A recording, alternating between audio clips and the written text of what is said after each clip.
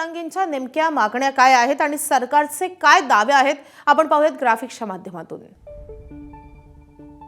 तर मनोज जरांगेंच्या मागण्या आधी आपण पाहूयात। मराठवाड्यातील सर्व मराठ्यांना 29 मे पूर्वी कुणबी प्रमाणपत्र द्या ही त्यांची प्रमुख मागणी आहे।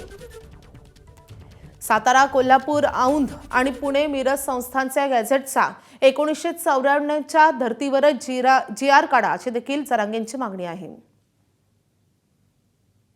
तर मराठ्यांवरचे सर्व गुन्हे मागे घ्या, सरसकट हे गुन्हे मागे घ्या अशी देखील जरांगेंची मागणी आहे।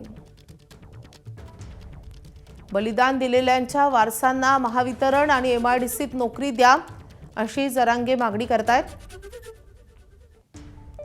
सारथीच्या सर्व योजना पुन्हा सुरू करा। महामंडळाच्या सर्व परताव्यांचे ताबडतोब वाटप करा।